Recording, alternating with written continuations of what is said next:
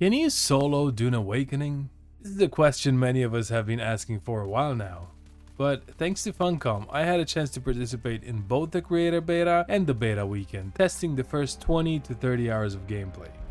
Playing both, I've probably clocked in about 100 hours in the game, so you can tell I've enjoyed the heck out of Dune. I practically played non-stop when time was available, and I can tell you right now, from my experience, it's 100% playable solo. PvP in this game is designed to be that high risk, high reward kind of thing, and you can absolutely skip PvP entirely, but just know that your progress for those endgame resources is probably going to be a lot slower compared to jumping into the risky zones. In that first creator beta, I pretty much soloed all the content. My schedule was a bit hectic, so I couldn't get my timing to line up with my buddies who joined me. So I went from the very first stages all the way to the end of the beta, playing through every available piece of content completely alone. After doing that first time around, I decided that for the second beta weekend I'd focus more on group gameplay. And we actually got quite a few members of the community to join us on Dune that second time around. But first off, let's clear up one major point. Dune Awakening is an online-only game. There's no dedicated offline single-player mode. You're always going to be connected to a server with other players, even if you choose to play by yourself. However, the good news for solo players is that the main starting area, Haga Basin, is 95% a PvE zone. This means you can totally focus on survival, crafting, base building, and questing without that constant threat from other players. Now, you can gather resources solo, but honestly, it's probably going to be a much more grindy and time-consuming process than if you're with a group. I felt this difference big time during the two betas. Going out on my own to find all the required materials to craft just took so much longer than doing it with my buddies. As a solo player, you also have to wait for the perfect time of the day to be more efficient when harvesting things, unless you want to waste all your water mining. And water is super important, because later in the game, water isn't just for your own survival, it's also used to refine specific resources. So splitting up to become more efficient is definitely the way to go. The story quests, or journeys as they call them in Dune, are absolutely designed to be done solo. Most of the stuff you're required to do is instanced, at least that's how it was in the beta. So even if you have a friend with you, they'll just have to wait for you to come back. When it comes to content like Echo Labs and the Landstrad missions, they really benefit from team play.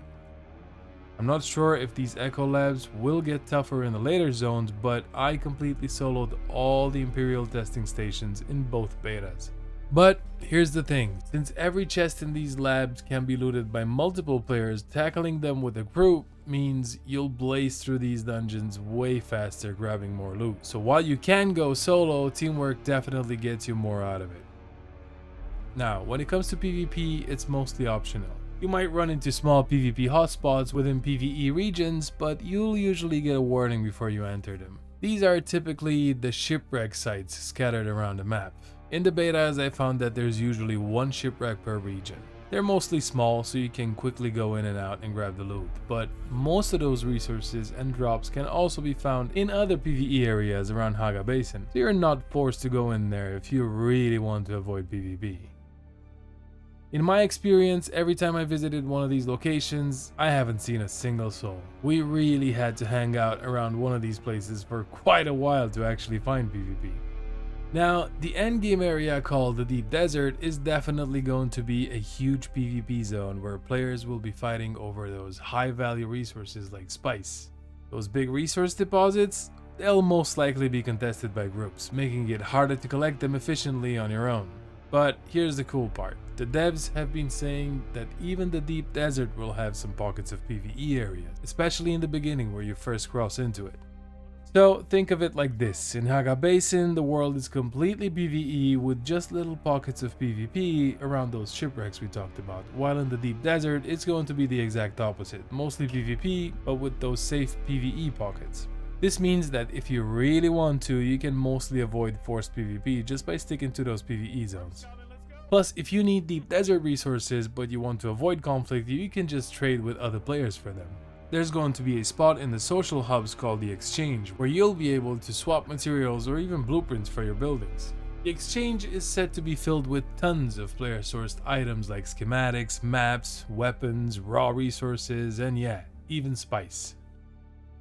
This whole system means that even if you're a more casual player, you'll still have a way to progress and get what you need without always having to jump into the most dangerous area.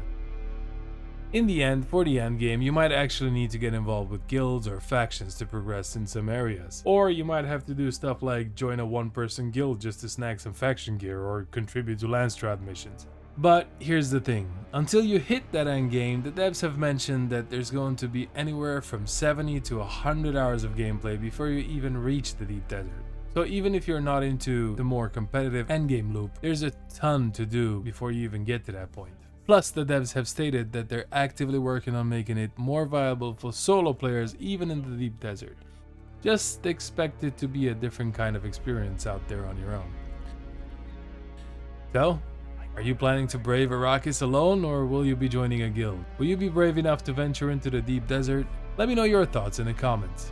Don't forget to like and subscribe for more videos like this. If you want to chat with me or any other members of the community, or even play a few games together, be sure to join my Discord server.